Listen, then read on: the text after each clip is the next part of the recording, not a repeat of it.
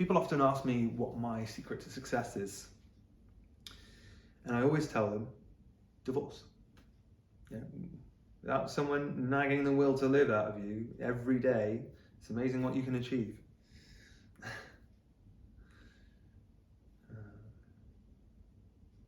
Sobriety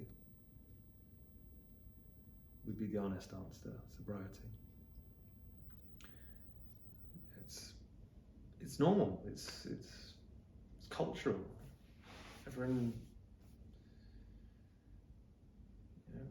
It's the weekend. Let's have a drink. You finish work. Let's have a drink. It's your birthday. Have a drink.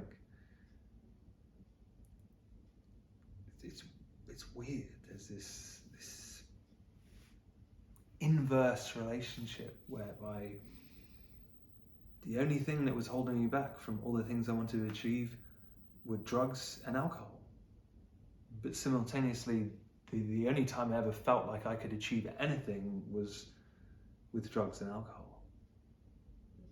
It's like, you do a little line and you feel tingly and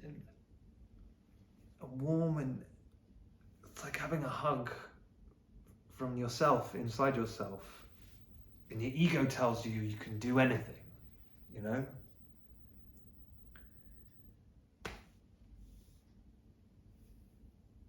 that's it's never just a little line though, is it? Most people think rock bottom is a circumstance, a set of circumstances. Your wife leaves you, your family are so fucking disappointed they don't even try anymore, you lose your job, you piss yourself. For me, it wasn't that. Now, I'd had all of those circumstances, but that wasn't my rock bottom. My rock bottom was an epiphany. I used to work at this pub, and it was a country pub. So there were all these local people in there. Everyone was local, but the local people would sit at the bar, the regulars, the fucking degenerates. And one of them I quite liked. He was this guy, I don't remember his name, but he was a tractor mechanic, and he'd always come in with these big fucking greasy oil covered hands, and he'd order 3 pints of cider. And before you put his money in the till and given him his change, bosh, he'd had one of them. Finish the second. And the third. He got a little way from all the others. And then he got in his van and he fucked off. But all the rest of them, all the other locals, would sit there from the minute they finished their little jobs to the minute we closed the doors, and they'd sit and they'd drink and they'd talk about their little lives and all their little problems and all their little accomplishments that they did 20 fucking years ago and all their hopes and dreams for the next 20 years. And I fucking despised them. I laughed at them. They were so pitiful, unimpactful, inconsequential, just these small fucking people. And I laughed at them and I said, I'll never be anything like them. And then one day I realized I was. I realized I was them. And I realize, I hear it myself, saying it out loud, how selfish it sounds.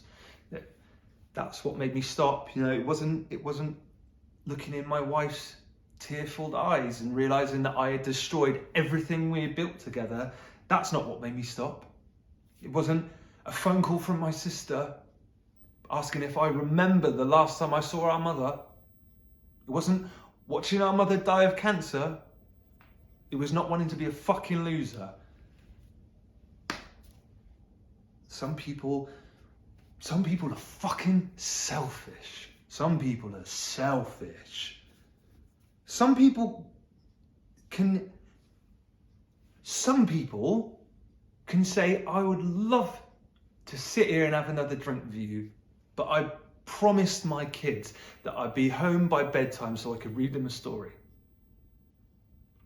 Some people say, I would love to have an evening to myself, but I promised my wife that we would spend some time together when she got home from work. And some people say, I would love to sit here and chat shit with you all night, but I promised that I wouldn't be hungover tomorrow. And some people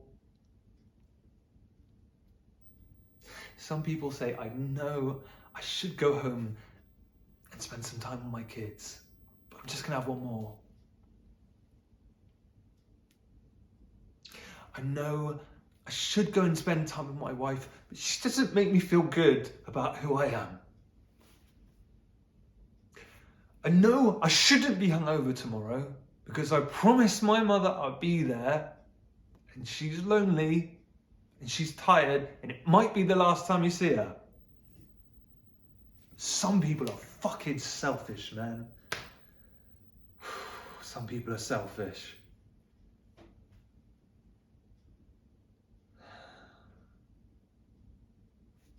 So that's my advice to you. That's my secret to success. Don't be selfish. So I'll go and show you downstairs.